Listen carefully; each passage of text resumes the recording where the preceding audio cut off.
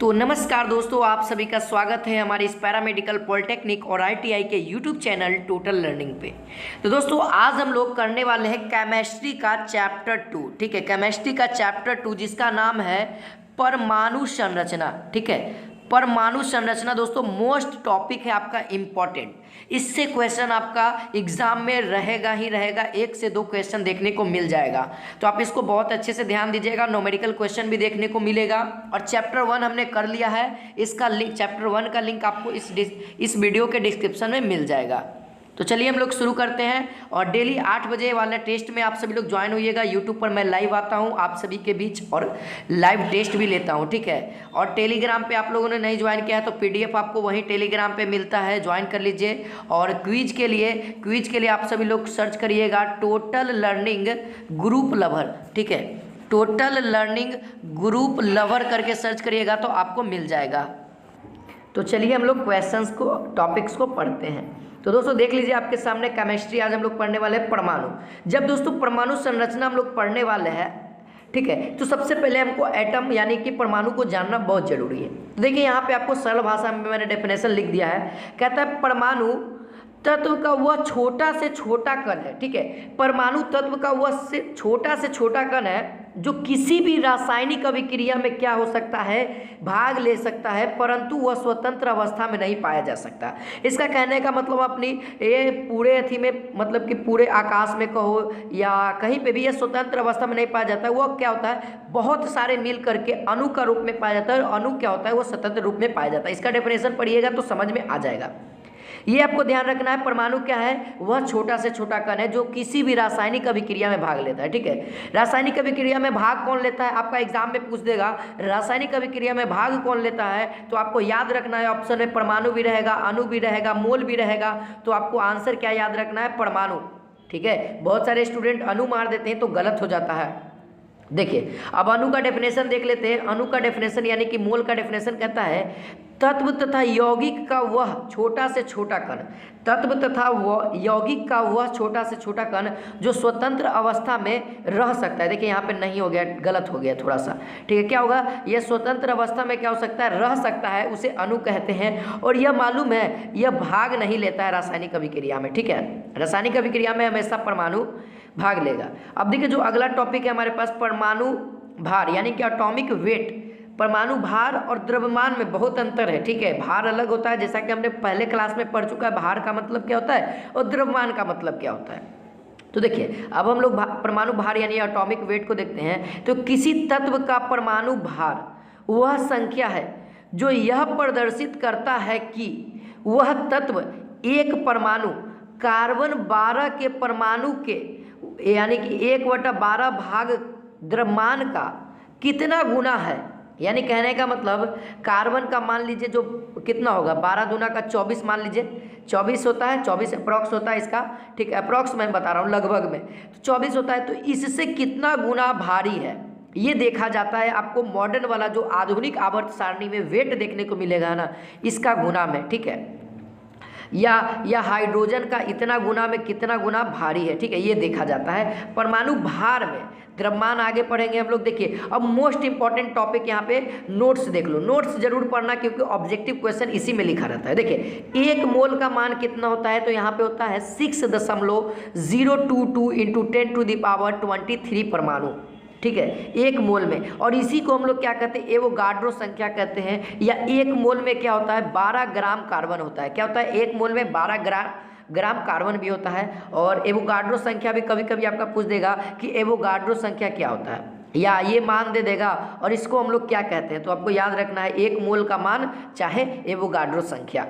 चलिए अगला टॉपिक को यहाँ पे देख लेते हैं। जो नोट्स है, नोट्स मैंने लिखा है 20वीं शताब्दी में आधुनिक खोजों के परिणाम स्वरूप जे थॉमसन, रदरफोर्ड, चैडविक आदि वैज्ञानिकों ने यह सिद्ध कर दिया कि परमाणु विभाज्य है। देखिए सबसे पहले मालूम है, सबसे पहले परमाणु के विषय में कौन बोले थे, पहले यह याद रखो, सबसे पहले बोले थे कनाद। ठीक है, जो कि मैथ के प्रोफेसर थे, कह सकते हैं वैज्ञानिक थे। इन्होंने परमाणु के बारे में बताया था पदार्थ के बारे में, ठीक है, परमाणु पदार्थ के बारे में। फिर उसके बाद इनकी बातों को समझते हुए फिर उसके बाद डाल्टन जी आए। डाल्टन जी ने अपना नियम दिया। लगता है इन्होंने टोटल लगभग 7 के 8 नियम दिए थे और वो 8 के 8 नियम गलत हो गए। आधुनिक वैज्ञानिक ने गलत किया। यदि दोस्तों मैं बता दूं, यदि डाल्टन साहब वो 8 नियम नहीं बताते ना, तो आज के वो वैज्ञानिक ये परमाणु की खोज नहीं कर पाते। इतना इलेक्ट्रॉन, न्यूट्रॉन, प्रोटॉन, न्यूट्रॉन, ठीक है, ये सभी जितने भी परमाणु के पार्ट्स हैं, इसका खोज नहीं हो पाता जब तक कि कोई भी आगे कदम नहीं बढ़ाएगा। तो उसको गलत करने वाला, जब तक आप किसी भी चीज़ को करिएगा नहीं तो उसको गलत कहने वाला कोई आएगा नहीं, तो आप में गलती ढूंढेगा कौन, ठीक है। तो इसी बात पे डाल्टन जी को जो समझ में आया, अपने ज्ञान के आधार पे उन्होंने 8 नियम दिया, लेकिन वो 8 नियम गलत हो गया।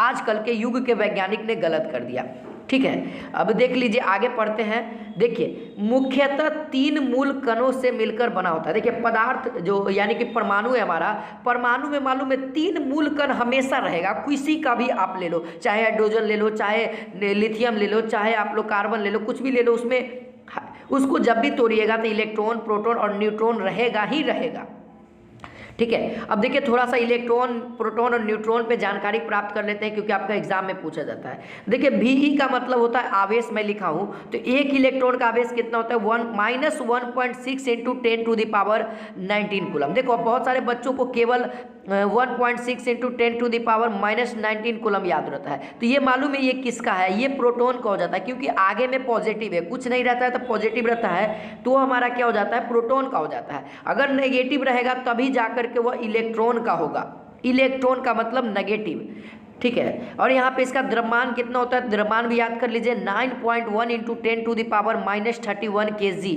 अगर ग्राम में बात करें तो 9.1 गुने 10 के पावर -28 ग्राम होता है। अगर खोजकर्ता की बात करो, यदि खोजकर्ता पूछ ले आपके एग्जाम में इलेक्ट्रॉन के खोजकर्ता कौन है, तो आपको याद रखना है जे थॉमसन, ठीक है। जे थॉमसन याद रखना है आपको। और कब हुआ था, तो 1897 ईस्वी में। पूरा डीपली हम लोग पढ़ेंगे, जो पढ़ेंगे ना एक ही वीडियो में पूरा करेंगे, कितना भी लंबा चला जाए। बस आप लोग सपोर्ट करते रहो, पूरा देखते रहो, लाइक करते रहो, शेयर करते रहो और कमेंट करके जरूर बताना। आप सब लोग कमेंट करके फीडबैक नहीं देते हो कि कैसा लगा। आप सब लोग फीडबैक दोगे तो और सभी स्टूडेंट को लगेगा कि नहीं ये अच्छा कॉन्सेप्ट है, तो वो लोग चूक ना जाए, वो लोग इस कॉन्सेप्ट, ये स्टडी मटेरियल से छूट ना जाए, इसीलिए आप लोग फीडबैक जरूर दो। चलो, प्रोटॉन पे चलते हैं। प्रोटॉन कहता है आवेश इसका कितना होता है, 1.6 इंटू 10⁻19 कूलम। द्रव्यमान इसका क्या होता है, तो 1.6 इंटू 10⁻27 kg।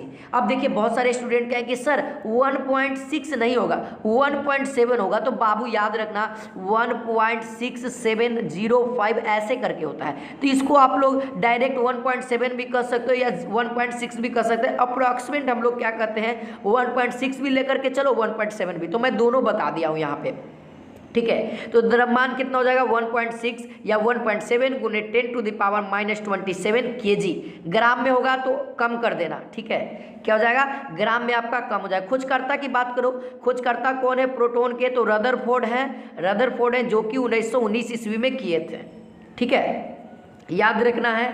अगला देखो, न्यूट्रॉन आता है। न्यूट्रॉन का आवेश कितना होता है, तो 0 होता है। इस पर कोई भी चार्ज नहीं होता है। कोई भी चार्ज नहीं कहने का मतलब उदासीन। क्या होता है, उदासीन होता है, न्यूट्रल होता है अंग्रेजी में। अब इसका द्रव्यमान की बात करें तो इसका द्रव्यमान प्रोटॉन के द्रव्यमान के बराबर ही होता है, 1.6 इंटू 10⁻⁻27 kg।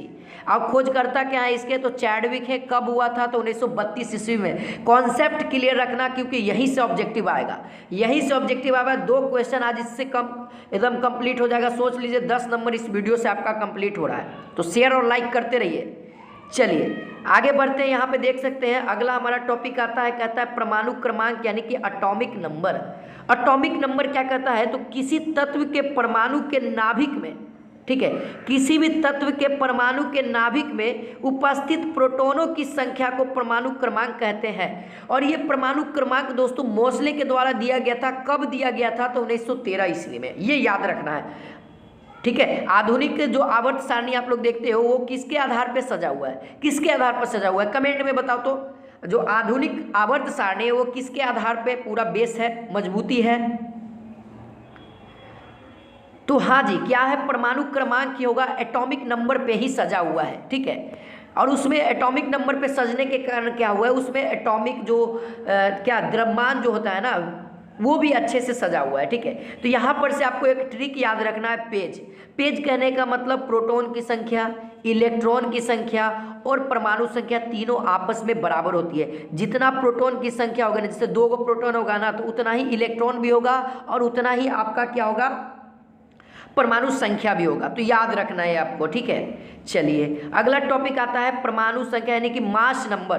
देखो अब मास नंबर कैसे याद रखना है, देखो किसी भी, इससे आपका एक न्यूमेरिकल पूछता है पॉलिटेक्निक और पैरामेडिकल में। देखो कहता है, आईटीआई में भी पूछ देता है, कहता है किसी परमाणु के नाभिक में उपस्थित प्रोटॉनों की संख्या, ठीक है, प्रोटॉनों की संख्या और न्यूट्रॉनों की संख्या के योग को क्या, योग को परमाणु द्रव्यमान कहलाता है। जैसे देखो अब परमाणु द्रव्यमान कैसे निकालना, जैसे हाइड्रोजन का कितना होता है, 2 होता है, कितना होता है, 2 होता है। इसका परमाणु संख्या कितना होता है, 1 होता है। तो इसका नाभिक में क्या क्या होता है, नाभिक में आपको पता है प्रोटॉन होगा और नहीं, प्रोटॉन और न्यूट्रॉन होगा, यही 2 चीज नाभिक में होता है। और आपको पता होता है कि नाभिक में ही पूरा परमाणु का भार द्रव्यमान होता है, ठीक है। क्या होता है, द्रव्यमान होता है। और नाभिक में हमारा क्या होता है, प्रोटॉन होता है। मान लो कि प्रोटॉन 2 है और न्यूट्रॉन 3 है, तो 3 2 5, उसका परमाणु द्रव्यमान कितना हो गया, 3 हो गया, ठीक है। सॉरी, परमाणु द्रव्यमान कितना हो गया, 5 हो गया, ठीक है। तो ये याद रखना आपको। देखिए अब एग्जाम, अब क्वेश्चन कैसा रहेगा न्यूमेरिकल, ये देख लो। आपका एग्जाम में रहेगा, कोई भी एक एलिमेंट दे देगा, ठीक है, कोई एक तत्व दे देगा और उसका मास दे देगा और न्यूट्रॉन दे देगा और पूछेगा कि प्रोटॉन की संख्या कितनी है, या पूछ देगा, प्रोटॉन की संख्या नहीं पूछेगा, मास दे देगा और न्यूट्रॉन दे देगा, पूछ देगा कि परमाणु संख्या कितनी है। तो बाबू आप सभी लोग तो प्रोटॉन संख्या निकाल लोगे इस फॉर्मूला से, लेकिन अब बहुत सारा स्टूडेंट कंफ्यूज आ जाएगा, कहे कि सर अब प्रोटॉन की संख्या निकाल लिए मगर परमाणु संख्या कैसे होगा। तो बाबू अभी ना पेज वाला फॉर्मूला पढ़ा, PEZ, तो परमाणु संख्या, इलेक्ट्रॉन संख्या और ये परमाणु संख्या, इलेक्ट्रॉन संख्या, प्रोटॉन संख्या आपस में बराबर होता है। परमाणु संख्या को ही प्रोटॉन संख्या कहेंगे, प्रोटॉन संख्या को ही इलेक्ट्रॉन संख्या कहेंगे, ठीक है। तो अब से कंफ्यूजन नहीं होगा, बस यही घुमा फिरा के क्वेश्चन आपका पैरामेडिकल में पूछता है।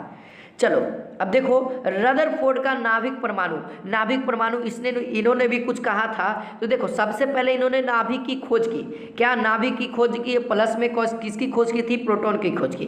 तो नाभिक की खोज कब हुआ था, तो 1911 ईस्वी में हुआ था। नाभिक हमारा क्या है दोस्तों, धन आवेश है। क्यों धन आवेश है, तो नाभिक में क्या क्या होता है, प्रोटॉन प्लस न्यूट्रॉन, और प्रोटॉन हमारा क्या है, पॉजिटिव चार्ज होता है, न्यूट्रॉन पे कुछ चार्ज नहीं होता है, तो बचा क्या, प्रोटॉन। तो नाभिक में हमारा पूरा प्रोटॉन चार्ज है, लेकिन नाभिक के बाहर क्या होता है, माइनस चार्ज होता है, यानी कि इलेक्ट्रॉन पे कौन सा चार्ज होता है, माइनस चार्ज होता है, ठीक है। चलिए अब यहाँ पे परमाणु का भार देखिए, यहाँ पे मैंने लिख दिया, परमाणु का भार नाभिक में निहित होता है, यानी कि जितना भी परमाणु का भार होगा ना या परमाणु का द्रव्यमान होगा ना, वो पूरा क्या होगा, नाभिक में ही होगा, ठीक है। अब देखिए अब थोड़ा सा नील्स बोर के बारे में जान लेते हैं। नील्स बोर ने न्यूमेरिकल के लिए कुछ इंपॉर्टेंट था जिसको मैंने लिख दिया नील्स बोर के लिए। देखिए नील्स बोर ने जो दिया था कोणीय संवेग, यानी कि इलेक्ट्रॉन का कोणीय संवेग ज्ञात करने के लिए कौन सा फॉर्मूला, देखिए कोणीय संवेग का क्या होता है, MVR का फॉर्मूला होता है n into h by 2 pi, n into h by 2 पाई, जहाँ पे n क्या है आपका, n जहाँ पे कक्षाओं की संख्या है, m आपका इलेक्ट्रॉन का द्रव्यमान है, v कहाँ है आपका इलेक्ट्रॉन की गति है, r कहाँ है कक्षा की त्रिज्या है। आपका कौन सा कक्षा में निकालना है, वो कक्षा का नंबर दे दो, नंबर 1 कक्षा पे निकालना है या नंबर 2 पे निकालना है, संवेग निकालना है तो v का मान ज्ञात करना, आपको सारा चीज मान क्वेश्चन में दिया रहेगा। h क्या है, तो h आपका मैक्स प्लांक नियम है, नियतांक है, क्या प्लांक नियतांक है, उसको हम लोग आगे देखेंगे। प्लांक नियतांक कितना होता है ये भी देखेंगे, आपका एग्जाम में पूछता है। प्लांक नियतांक का उसका बीमा क्या होता है ये भी पूछता है, फोर्स का बीमा हम लोग सब पढ़ेंगे। देखिए प्लांक नियतांक आ गया ना, देखिए h बराबर, तो इसका प्लांक नियतांक का फॉर्मूला कहता है, सॉरी मान कहता है 6.626 इंटू 10⁻⁻24 जूल सेकेंड। जूल आपका किसका मात्रक होता है, तो कार्य का, और सेकेंड किसका मात्रक होता है, तो समय का। तो आपको कार्य का बीमा लिख दो और फिर समय को, तो कार्य का बीमा क्या होता है, ml स्क्वायर टी के पावर -2 और -1, क्योंकि बटा में बटा में नहीं था, सेकेंड गुना में था, तो यहाँ पे क्या होगा, प्लस होगा। तो यहाँ पर क्या हो जाएगा, ये 2 पहले से और 1 है, तो -2 और +1 क्या हो जाएगा, -1 हो जाएगा। तो यहाँ पर से यहाँ पर से इसका बीमा भी निकाल देता हूँ आपको, ml² T के पावर -1, ये आपका बीमा हो जाएगा मैक्स प्लैंक का। वही एनर्जी का फॉर्मूला आ जाता है यहाँ पे E बराबर H इंटू न्यू। न्यू आपका क्या है, न्यू जहाँ पे आवृत्ति है, ठीक है, आवृत्ति यहाँ पे है। यदि एनर्जी में आपको आवृत्ति दे दे और पूछे कि एनर्जी क्या होगा, तो आप इस फॉर्मूला को अप्लाई कर सकते हो। अब देखो बोर बड़ी का योजना देख लो। देखो कक्षा में इलेक्ट्रॉन की संख्या ज्ञात करना, जैसे कि एक कक्षा, ये हमारा क्या होगा, ये हमारा हो गया, ये हमारा क्या हो गया, नाभिक हो गया, और इसके बीच में कितना सारा इलेक्ट्रॉन, ये ऑर्बिटल हो गया। ऑर्बिटल कहने का मतलब ये हमारा क्या हुआ, एक कक्षा हो गया, ठीक है। अब एक कक्षा में कितने इलेक्ट्रॉन घूम सकते हैं ये पता करना है, तो कैसे पता करिएगा, कैसे पता करिएगा, तो वही फॉर्मूला बोल्ट्जबरी ने दिया था 2 बराबर n², जहाँ n हमारा कक्षा की संख्या है, ऑर्बिटल की संख्या है, तो 2 गुने पहला वाला में करेंगे 1 के स्क्वायर 1 हो जाएगा। तो यानी कि पहली कक्षा में 2 ही इलेक्ट्रॉन रहेंगे, एक उल्टा साइड करेगा, एक इस साइड से करेगा, ठीक है। अब देख लेते हैं यहाँ पे अगला नोट मैंने लिख दिया है, 72 कोष में यानी कि कक्षा में अधिकतम इलेक्ट्रॉनों की संख्या 8 होगी, और इसके अंदर वाले कक्षा में यानी कि कोष में 18 से अधिक नहीं हो सकता है, ठीक है। अब देखो अब आपका ब्लॉक कितना कितना होता है, तो S ब्लॉक होता है, P ब्लॉक होता है, D ब्लॉक होता है, F ब्लॉक होता है। आपको 12th में ये सब पढ़ना है, तो आप सब लोग एक बार इसको देख लीजिएगा, आपका 12th वाला नोट्स होगा ही है। अब देख लीजिए जो बेसिक इन्फॉर्मेशन है यहाँ पे, नाभिक की त्रिज्या, नाभिक की त्रिज्या क्या होती है दोस्तों, आपको एग्जाम में पूछ देगा। तो यहाँ पे देख लो आप सभी लोग, 10 के पावर -15 मीटर होता है। परमाणु की त्रिज्या कितनी होती है, तो 0.37 इंटू 10⁻10 मीटर होता है, माइनस में, ठीक है। ये परमाणु की त्रिज्या है, ये नाभिक की त्रिज्या है, तो मोस्ट इंपॉर्टेंट है, तो याद रखिएगा, ठीक है। तो वीडियो को लाइक और शेयर नहीं किया तो लाइक और शेयर बनता है। देखिए अब पाउली का अपवर्जन नियम देख लेते हैं हम लोग थोड़ा बहुत, ये 1925 में दिए थे ये नियम को, देख लीजिए। इसके अनुसार एक दिए गए परमाणु में किन्हीं 2 इलेक्ट्रॉनों के लिए चारों क्वांटम संख्याओं का मान समान हो सकता है। देखो जैसे कि L, M, N, K, ये सब क्या है हमारा, ये एलिमेंट है। एलिमेंट कहने का मतलब जो होता है ना 1, 2, 8 ये ऐसे करके देते थे ना, ये वही है। तो उसका ये चारों का मतलब कि मान समान भी हो सकता है। अब हुंड का नियम देख लो, हुंड का नियम से आपका एग्जाम में क्वेश्चन आ जाएगा, तो देख लो यहाँ पे कहता है इस नियम के अनुसार इलेक्ट्रॉन तब तक युग्मित होते हैं। युग्मित कहने का मतलब ये आपके सामने बॉक्स रहेगा, इसमें 1 इलेक्ट्रॉन, 2 इलेक्ट्रॉन और 3 इलेक्ट्रॉन। अब जब बचेगा इलेक्ट्रॉन तब इसको ऐसे देंगे, और ये तब तक पहले सब बॉक्स में भरना है। पहले क्या करना है हमको, सिंगल सिंगल, ये नियम कहता ही है। पहले जैसे किसी भी फेरस का, जैसे कि फेरस में कितना इलेक्ट्रॉन होगा, परमाणु संख्या मान लो जितना भी हो, ठीक है, उसके अनुसार हम लोग बॉक्स बना लेंगे, P block, D block, S block, F block, और उसके अनुसार हम लोग परमाणु पहले सिंगल सिंगल भरेंगे। क्या भरेंगे, सिंगल सिंगल सब में भरेंगे, फिर उसके बाद बचेगा तो डबल डबल करते चलेंगे, ठीक है। ये हमारा S ब्लॉक में कितना एलिमेंट अट सकता है, तो 2 गो। उसी तरीके से P ब्लॉक में, D ब्लॉक में, F ब्लॉक में कितने कितने अट जाते हैं। अफवाह का नियम देख लो, अफवाह का नियम ये इलेक्ट्रॉनिक विन्यास निकालने के लिए अफवाह का नियम था। तो अफवाह का नियम देख लो, इसका ट्रिक याद कर देता हूँ, ये आपको याद रखना पड़ेगा। School school, public school, public school, देखो स्कूल स्कूल 2 बार आपको उच्चारण करना है। ये ट्रिक याद रखने के, ये फॉर्मूला याद रखने के लिए हमको अभी तक से याद है ये वाला, ये बहुत इलेक्ट्रॉनिक विन्यास में काम देता है। इलेक्ट्रॉनिक विन्यास जब निकालिएगा ना, तो आपको आई होप आता ही होगा इलेक्ट्रॉनिक विन्यास निकालने के लिए, तो ये वाला सिस्टम आपको काम देगा। तो इस सिस्टम को याद रखने के लिए देख लीजिए एक बार, ट्रिक को देख लो, सुन लो एक बार। 2 बार उच्चारण करना है, school school, public school, public school, Delhi public school, Delhi public school, ठीक है। यहाँ पे गलत हो गया, Delhi public school, fantastic Delhi public school, ठीक है। क्या, फंटास्टिक दिल्ली पब्लिक स्कूल। और इसके आगे यदि ये वाला याद हो गया आपको, तो इसके आगे कोई भी एलिमेंट का बना दो, आप आसानी से इलेक्ट्रॉनिक विन्यास निकाल सकते हो, ठीक है। सबको इसी पे तोड़ दो।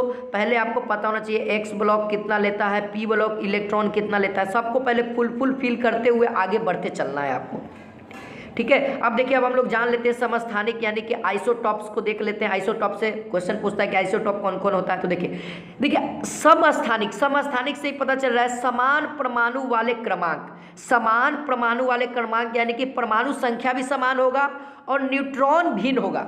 देखो परमाणु संख्या समान होगा, इलेक्ट्रॉन की संख्या समान होगी, ठीक है। अब प्रोटॉन की संख्या भी समान होगी, ये तीनों समान होगी मगर न्यूट्रॉन की संख्या भिन्न होगी, तो वो आपका क्या कहलाएगा, समस्थानिक कहलाएगा। एग्जाम्पल में देख सकते हो, हाइड्रोजन का मैंने लिख दिया है 1 हाइड्रोजन 1, 1 हाइड्रोजन 2, 1 हाइड्रोजन 3, इसी तरीके से। चलिए अब थोड़ा बहुत संभारिक, संभारिक यानी कहने का मतलब भार वाला, समान भार, समान द्रव्यमान परंतु भिन्न परमाणु क्रमांक, यानी कि जो परमाणु क्रमांक है ना, यानी परमाणु संख्या है ना, उसका भिन्न रहेगा लेकिन उसका द्रव्यमान जो रहेगा वो सेम रहेगा। जैसे आर्गन का ले लो और ये पोटेशियम का ले लो और कैल्शियम का ले लो, इन सभी का 40-40 है मगर परमाणु संख्या देख लो 18, 19, 20 है ना। तो ये ध्यान रखना है आपको एग्जाम्पल में।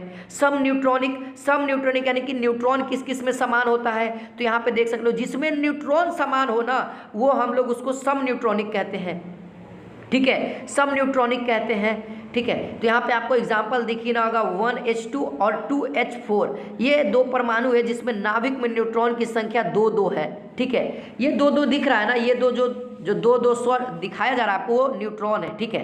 तो आई होप दोस्तों आप सभी को अच्छा लगा होगा, दोस्तों के पास शेयर करिए, क्योंकि ये जो चैप्टर है ना कोई भी छूट ना पाए, किन्हीं के पास ये चैप्टर पढ़ाई ना हो पाए, क्योंकि ये सभी के पास मिल नहीं पाता है। तो सभी के पास शेयर करिए, लाइक करिए। जय हिंद, जय भारत।